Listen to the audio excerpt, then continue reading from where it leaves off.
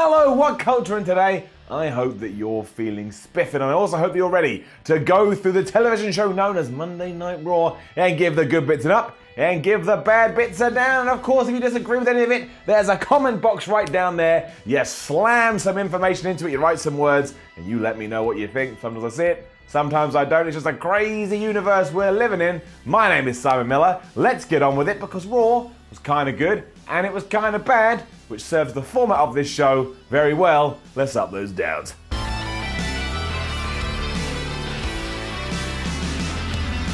I don't want to get into it too much because it is a tough subject, but I am going to give an up for the Vader tribute graphic that appeared at the start of Raw. A small part of me does think that it would be good if we'd included a proper video too, but it is what it is, and I just don't feel like it's my place to comment on it, so I'm not going to. Let's get into the show. As for the start of Raw though, what the hell was that? It was just one big ball of confusion and weirdness and bizarreness and madness. I didn't know what to make any of it, and I honestly think maybe I fell asleep and missed a big gap down. Also, I have no idea what you'd make of this if you're not a long-term fan. Must have confused the hell out of you. But yeah, Kurt Angle and Baron Corbin came out, and Angle basically said, look, there's been some rumors about Brock Lesnar's status, and all I'm going to say is it kind of comes across or feels like he never wants to fight again. And yeah, given that we never see him on TV, that I can actually believe. This brought out Roman Reigns and Bobby Lashley, who wanted to hear this news firsthand. Instead, they started bickering with each other. Roman Reigns said that Lashley was a failure in MMA after he just walked away from the WWE, to which Lashley responded, yeah, well, the whole reason we're having all these problems with Brock Lesnar is because he's sick of you. Again, probably true. This then led to Angle telling us that the multi-man match at Extreme Rules, which of course was going to be the #1 contender bout for the title, is off because Brock hadn't agreed to it. But what does that even mean? This doesn't even involve Brock. Brock doesn't even have to turn up. And you've got to find someone to face him, so why would he have a problem with it? And even if he did, why the hell would the company known as WWE go, yeah, all right, we just agree with you, Brock, we'll do whatever you want. You want us to do a dance? Hey, we'll do the dance. We'll change the name of the show. We'll call it Monday Night Brock. We don't care. Lesnar, tell us what you need. Even though both men should have been pissed off about that, instead Roman Reigns just went, well, I'm free now, Bobby Lashley. Why don't we have a fight at the pay-per-view instead? And Kurt Angle took it under consideration. And then the Revival came out to challenge these two, and I thought I'd invented time travel because I must have gone back 7 days to last week's episode of Raw. This is just all so bizarre to me, and I get it. You want to play out the whole Brock doesn't give a shit storyline, but you can't do it this way. This made no sense. Anyway, then we did have the Revival versus Lashley and Reigns. You know what? Giving it an up. This is mostly because the Revival actually won. I never saw that coming, and of course, they only managed to get the victory because Lashley and Reigns couldn't get on the same page, but who cares? A victory is a victory. It was basically constant confusion between Reigns and Lashley because they couldn't get it together, so Wilder took advantage of that and he rolled Reigns up, he held his tights 1, 2, 3, that was the end of that. Whether or not this helps the Revival, I don't know, but hey, let's just enjoy it for what it was. We then had a good segment with the B team, who continued to impersonate the tag team champions, as well as then cutting to said tag team champions, that'd be Matt Hardy and Bray Wyatt, as the Woken One told us he was having good memories and he was enjoying the fact that back in the day, he was hanging out with William Shakespeare at the Globe Theatre. We could and should still do more with Woken Matt, he's so nuts. There's no barrier, there's no obstacles. Love this. Up. We also then found out if you do indeed pre-order WWE 2K19, you can play as Rey Mysterio. Up. And it's an up for Curtis Axel versus Matt Hardy, even though the match barely existed, but hey, you've got to support these things because it's nice to see them all on television. It lasted about a minute before Curtis turned the superplex into a crossbody pin and he beat Woken Matt Hardy. And then for some reason, Hardy and Wyatt started cheering the B team and saying they were great, but that was weird, but also wonderful, and weird and wonderful is all right with me. A load of stuff then got thrown at us, so let's do a quick fire round. It's a down for Bayley, who not only welcomed back Alicia Fox, but then got mad at Kurt Angle because Kurt Angle told her, you're going to be tagging with Sasha Banks later to take on the Riot Squad. And the reason this gets a down is because of everything we said in the last episode of Raw Ups and Downs. This whole storyline is long in the tooth. And then it's an up because hell froze over as the Authors of Pain were actually on Raw. I thought they were dead, but they're not, because I saw them with their eyes. They're walking the backstage area and they kind of got into it, or at least had a verbal confrontation with Titus Worldwide, so you got to assume that's going to be their first feud. I mean, that ain't so great, but hey, at least they're here. At least they're damn well here. And then they beat some jobbers too with the last chapter. and that's getting it up as well. After it was said and done, they did a big beatdown on these two jabronis, and yeah, Titus and all his crew came out to make the save. So indeed, that is the program, but hey, again, don't worry about that. Let's just thank our lucky chickens, I love a lucky chicken, that the Authors of Pain have finally made it back to Monday nights. And it was quite a fun bit with Angle, Corbin, Balor and Braun after this. The idea here was that we were going to put some random teams together so we could have a match later, and we did that by, for starters, Finn Balor insulting Baron Corbin because Finn thought that Baron Corbin looked like a waiter. And you know what he did? And it was quite funny. And their opposition would be Braun Strowman because he was all acting like he was now best friends with Kevin Owens. Even though, recently he threw him off a ladder through a table, but don't worry about that. That's the match we're going to get. Baron Corbin and Finn Balor going against Braun Strowman, Kevin Owens. Then Alexa Bliss and Mickie James came out and they cut a heel promo. It was fine, did everything you'd expected it to, so that can get an up.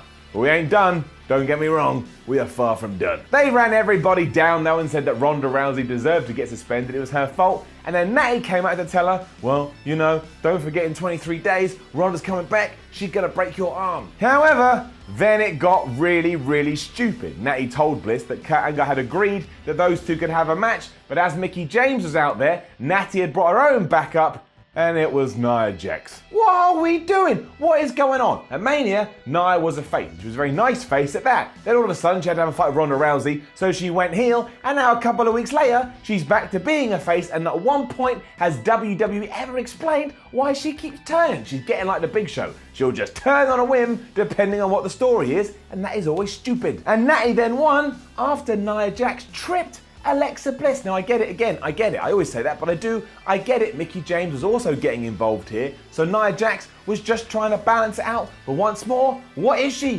What? This isn't some kind of like Shades of Grey thing where there's layers. It's literally WWE going, well, we need her to be a good guy now. So switch it. Oh, no, she's going to be a bad guy. Switch it back. And all of this wound me up so much. Clearly, I must not have had enough sleep. It's going to get her down all of its own. Down. This new Jinder character as well. That's getting her down too. Again, much like Jax, he's all of a sudden changed, but nobody has bothered to tell us why. He was doing some kind of photo shoot. The Riot Squad turned up. They continue to do their like weird vandalism stuff. It feels like children running around after hours. And Jinder was all like, man, I don't care. I'm all about peace and calm now. But why Jinder?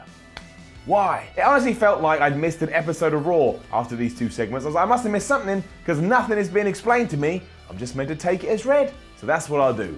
I'll take it as damn red. Right, straight up, everything between Sasha Banks and Bayley up to this point has been botched. We've teased it too many times with no payoff that me, and I imagine all of you, have got bored of it. However, in terms of the context of Raw and what they did, I actually thought it was alright getting it up. Because yeah, after Sasha Banks had been rolled up by the Riot Squad in their tag team match, Bayley went absolutely crazy and she began to whoop Sasha Banks' ass, including grabbing her and throwing her into some steel steps. She got right in her face, and while I think this was WWE turning Bayley heel, it didn't work because the crowd loved it. You know what? I loved it too, because this was the first time in months, maybe even years, that finally Bayley has been allowed to show some fire and some personality, and it was great. I tell you this though, if WWE just doesn't mention this on programming in 7 days' time, like they've done constantly, I will never discuss this angle on this damn show again. It's not worth it, waste of my breath, it's a waste of your time. So WWE, deliver, make sure it happens. And up for Kevin Owens though, being worried that Braun Strowman was actually going to eat him and begging Kurt Angle to take him out of the tag team match. Kurt Angle obviously refused and said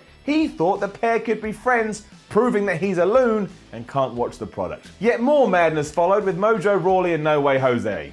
Down. It started with Mojo Rawley refusing to have a match with No Way Jose because one, he didn't think he deserved it, and two, he thought his conga line was stupid, and he may have a point there. He then went up to a guy dressed like a cheeseburger and said to him, "What's your name?" His name was Todd. Everybody started chanting Todd. That was funny, that gets enough. Mojo's point was that all this was embarrassing, and he went and punched No Way Jose in the face. You know what No Way Jose did? Just laid there. Didn't do anything. Mojo walked to the back. Now actually, I thought Rawley was quite good here. No Way Jose was booked to look like an idiot. Then Angle told Bayley she had to go to counselling next week, and I got unnecessarily mad and realised, yeah, Sam, you got to get more sleep, but down. Mainly because when WWE does this, it's so dumb. We got Braun Strowman walking around flipping vehicles and ambulances onto their roofs, but Bayley attacks someone, which is what wrestling is all about, and she has to go see a counsellor. Explain that. You can't. And I imagine these segments just won't be very good. And that's very cynical of me, and I'm overly worried here, but I think Bayley finally has something, and I don't want to see it get run into the ground. It just gives me the fear I don't like having the fear. I did kind of like the tag team match between Braun Strowman and Kevin Owens going against Corbin and Balor though. It's getting up. It was fun because Braun had decided, you know what, I can be pals with Kevin Owens this evening, so throughout the match, Owens got a little bit more confident, although across the other side of the ring, Finn Balor and Baron Corbin couldn't get it on at all, including at one point, Corbin tagging himself in by just slapping Balor in the back of the head. This of course irked the Demon and they started fighting on the outside, and that caused the DQ, meaning that Braun Strowman and Kevin Owens won. Kevin Owens thought he'd celebrate with Braun. That was a bad idea, and then we had to run this story off over here to make sure we know where we're going. Owens offered his hand to Strowman, who refused. Owens realized what was going on, and he just legged it, and Braun started chuckling like, ha ha ha, and he chased the dude out of there. Strowman hunted him down for a little while and eventually found Owens, asking the valet to give him his keys so he could escape in his car. The problem was, Braun at some point during this show, I don't know when, had got there first, and much like I'd mentioned earlier, he had flipped Kevin Owens' car onto its roof. But he ain't going to cancel him. He's fine, apparently. Now, I will say this was a little bit cheesy, and why Strowman just didn't beat the hell out of Kevin Owens, I don't know. But it was fun. I did enjoy it. It was just a fun little segment. Gets 2 thumbs up. A huge up for the main event between Dolph Ziggler and Seth Rollins as Rollins tried to reclaim his IC title, though. This was awesome. You should go and see it. Up. This went about 30 minutes and the two barely let up throughout it. The story here was that Drew McIntyre kept getting involved, so much so, the ref tried to eject him, and Drew was like, nah man, I ain't going nowhere. I'm Drew McIntyre. Eventually he did, as Seth and Dolph continued to go mad, including a DDT on the apron, and that was just crazy. It was bonkers, and it's already doing the rounds on social media. Just log on to Twitter or Facebook and you can see it, and you two will just go, which is a word I just made up. It means what an amazing DDT on the apron. A lot of people seemed upset at the finish as well, but I actually kind of liked it because just as Rollins was about to win, McIntyre reappeared, he pulled the ref out of the ring, and he started to beat up on Seth, meaning Dolph Ziggler loses via DQ. That also means he keeps the IC title. And I get the issue here, this was so good we wanted a proper winner, but that's why all the heat now transfers to Drew McIntyre, and that's exactly what he needs. This asshole took away an incredible ending to what should have been a classic. Reigns eventually came out to save Seth, and that was that. I thought it was really decent, and now I guess we can transition into tag teams between these two. Don't know how Bobby Lashley fits into that, but I thought it was a damn good ending to Raw, and I also thought the Raw overall was just, I don't know, it was just entertaining. It had some bad bits, but I actually enjoyed the bad bits because I felt like I can criticize this in a way that feels productive. Don't know what that means, but hey, thought it was just a good time. Good Monday night, good Tuesday morning, whenever you watch it. Well done, WWE. I thought it was all right. Now, don't forget to leave a comment below and let us know what you thought about last night's episode of Raw. Like, share, and subscribe. Head over to WhatCulture.com and read yourself some articles, and follow WhatCulture on Twitter at WhatCulture WWE. My name is Simon from WhatCulture. This was Ups and Downs for Raw, and make sure you tune in around about 24 hours time as we upper those a downs for the Smackadown.